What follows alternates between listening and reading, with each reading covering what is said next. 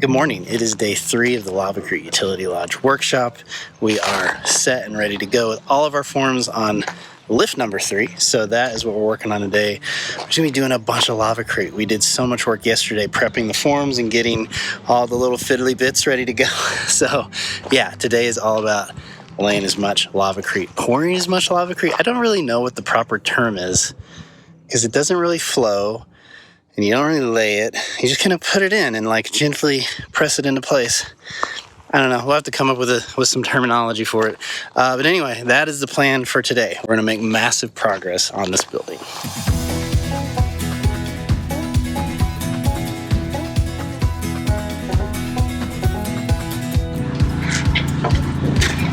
Okay, I got it.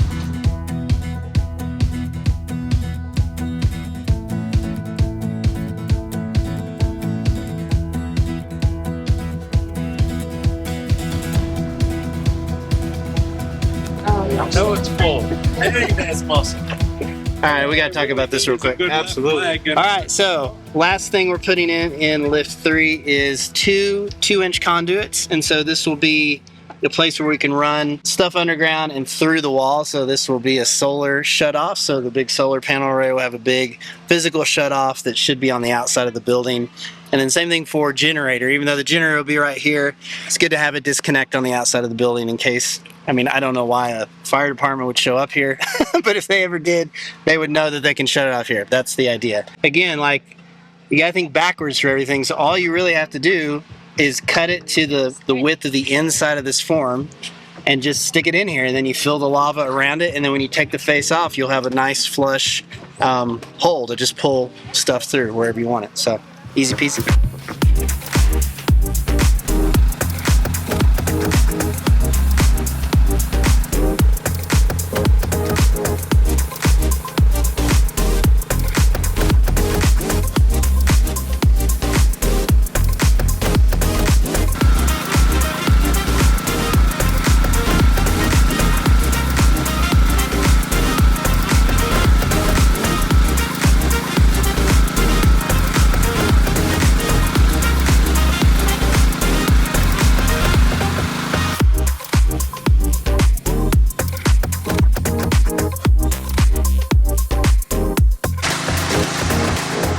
Running events like this can actually be pretty exhausting, but at least we're getting good night's rest thanks to today's video sponsor, Birch Living. Now, you've heard us talk about our Birch Luxe mattress time and time again, and that's because we actually really love it. And we wouldn't be talking about it if we didn't. We've had our mattress for a little over a year now, and to be honest, we had our doubts when it first arrived. It came in a box all wrapped up very tightly, and I was just like, how can this mattress that was stuffed in this tiny of a box be comfortable? But after our first night of sleeping on our Birch Luxe mattress, we knew we made the right decision. Birch makes fiberglass-free mattresses that are crafted with natural and organic materials, and they're free from polyurethane foams, which we all know can cause harmful off-gassing. You know, that smell of the new furniture that you bring into your house and you have to open up all the windows and doors and let it air out for several days? Yeah. I remember that when we lived in a house. When we bought our new sofa, we had to let the whole living room air out because it smelled, you know, that chemical smell. Not great. Turns out you don't have to buy furniture or mattresses with harmful chemicals in them. And you don't have to live in a house that way either, but that's a topic for another day. Here on our homestead, we try really hard to incorporate natural materials as often as we can. Heck, our house is made of dirt, and we're building a building made out of lava. Of course, we are also going to be paying attention to what we sleep on. Because, I mean, we spend a third of our lives in bed. Which, you know, if you think about it, why are we spending a third of our lives in bed? I feel like somebody should have hacked that by now. Like, can we just sleep 2 hours and be more productive? Okay, I'm getting off topic again. But anyway, with spring in full swing, it's time to start thinking about cleaning up your space. Let's freshen up our bedrooms. You could get new bedding, get new pillows, and shop for a new mattress from Birch Living.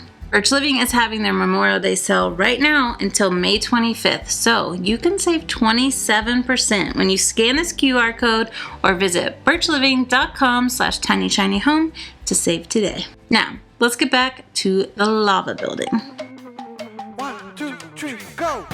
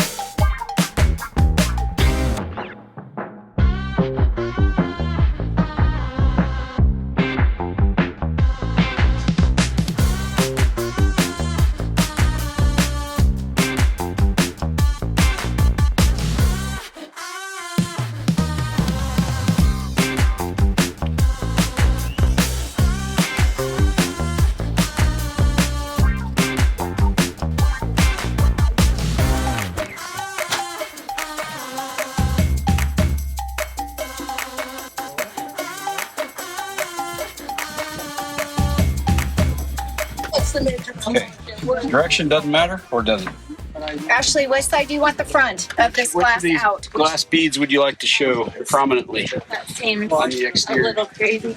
Let's see. I'm more about this seam. I didn't want to see these seams. Okay. So those are going to go on the side. All right, that tells us what we need to do. So do we want that side or this side? We want this side out. That This side out. Great. Less color. Less color.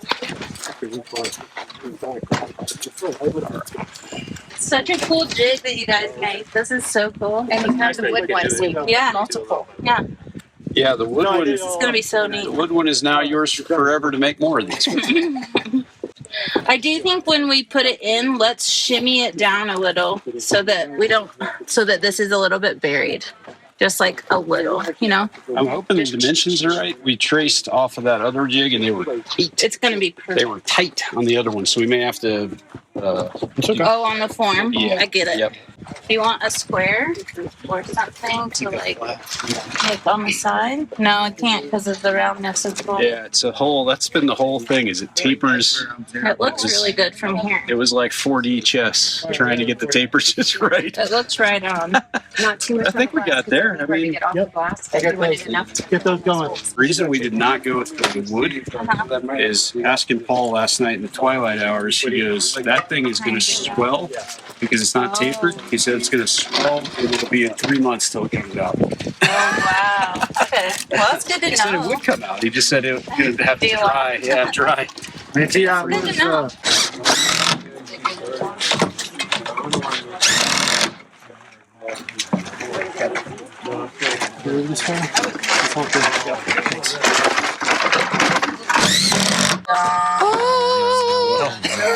I'm looking at it though. We're gonna flip it. We're not there. We're not ready. We're not ready. And so when they You guys place it since it's your thing. Yes. He's the one that created the form. You happy with it? Are you happy with it? Yep. What about this one? I think. Let's put it in a different way. Okay. All right. Go. Go for it. Right. I think we're ready for that moment of truth. Okay, it's gonna have to come in from the side a little bit. Oh, it's heavy. It is. All right, I'll try to keep it in one piece. There is a little screw I gotta get through. Oh, beauty! No, it's perfect, you guys. You can mark the center line for me. That looks great. I want to see it. You know what? I'm gonna go this way. Yeah, no, I just use.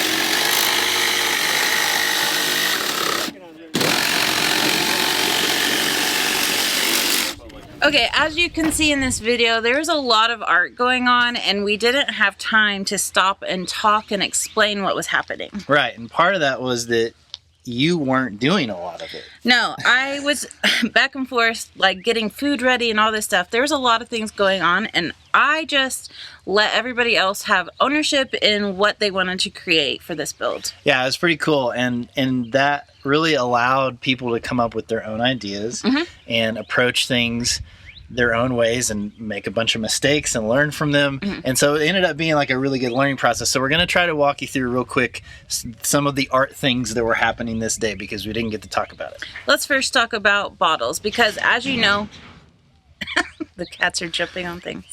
As you know, I like to put glass bottle bricks in every build. I didn't want to have to cut them all because I was in the middle of food stuff. Tiffany took over cutting the bottles. We also had Dan Pop cutting. Lots of people were learning how to cut the bottles. Yeah. So we ended up with a bunch of the exact size we needed. So the wall is 12 inches. So we cut 2 bottles to 6 inches, creating a 12-inch brick. Now, what's so cool about Lavacrete is that to do bottle bricks, all you literally have to do is cut it and tape it together so that those bottles are the width of the inside of the forms. And then you just set them in there and fill the material around and then tamp it in lightly. And that's it. And when you pull those forms off, you have like a perfectly flush bottle brick. Yes, there are a couple things that you want to keep in mind. You really want to make sure that material gets tamped well underneath the bottle, yeah, because I know in the first couple bottles things didn't get filled in exactly great. Got a few cavities. But it's okay. Everything's fine. This was a big learning experience. We also had Jake and Jenny building custom niches for bigger bottles. That was really exciting because it just brings another element of the art into this build. Right. So the main one was you had this idea of like a really big jar. Yeah. And you put... Similar to this. And you put glass... Were they glass or... Yeah, like marbles, glass marbles. Right. Inside. But then they had to like build this crazy jig around it. Yeah, because the jig was complicated because not only is this a really wide bottle, but it's tapered. So the jig had to be tapered for this portion of the bottle. And it all had to be in reverse. And they spent a ton of time building it. And I think, like we said in this video, Paul Schramm took one look at it and he was like, well, that's not going to come out because it's wood and it's just going to swell up. This was the first niche they made and it was perfect. And then Paul was like, as soon as this goes in there, it's going to swell because the moisture from the Lavacrete. It's going to be months before you can get it out. So they ended up building the exact same thing in foam. That way, if we needed to, we could just cut it out. Right. And so you couldn't cut it out with wood because there's glass behind it. Yeah. It would definitely ruin the glass thing. Yeah. The foam was a great idea. We had some extra laying around. Yeah. So they did it. And it was great. So you also did a few other things. You took a really big jar and let the opening come through the wall. Yeah. I cut out in the plywood so that the front of the jar, it sticks out from the Lavacrete. So you actually had to cut a hole in the form and let it come through. And then Jake and Jenny built this crazy foam thing on the back side of it so that on the outside of the building, there's like kind of this cool recessed thing that was... You'll see it later when we pull the forms off, but it's really cool. The hardest part is just trying to explain this without showing you the end result, which we want to save for the last day. But there's a lot of cool art stuff going on, and a lot of people had great ideas. And one of the things I think that you figured out first, which was really cool, is there's going to be like almost like a rainbow of bottles around the east and the north wall. But you didn't just want the bottles, you wanted there to be like a thing around the bottles. Yeah. And so you designed what we call the donut. Yeah. Now this is not the right size. Imagine that I have the perfect size bottle to fit in this. But what's going to happen is this donut is flush with the bottle. So this gets screwed to the plywood on the inside. And then we just put in our glass bottle brick.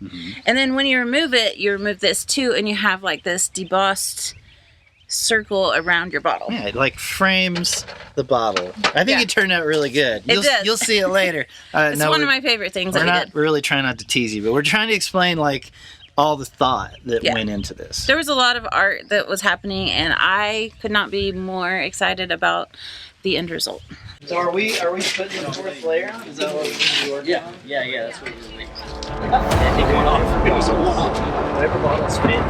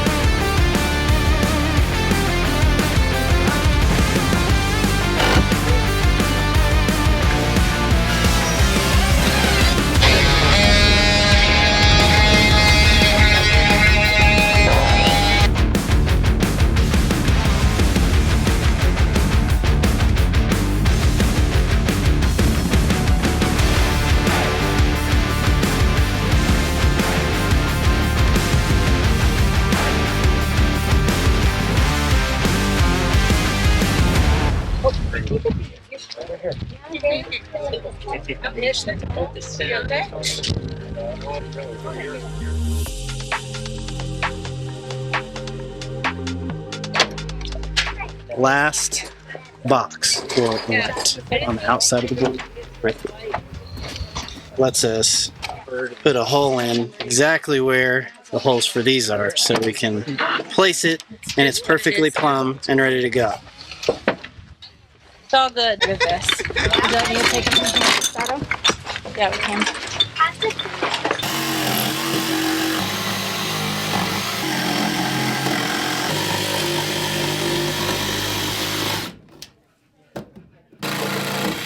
Well, Does it get tighter as you slide it towards you? I tried to make them about that size. sign for electrical.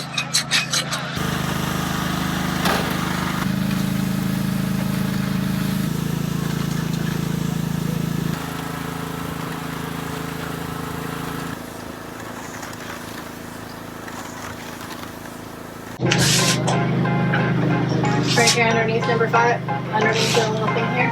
Well, this was a color. Green, blue, dark. Number 3 to do.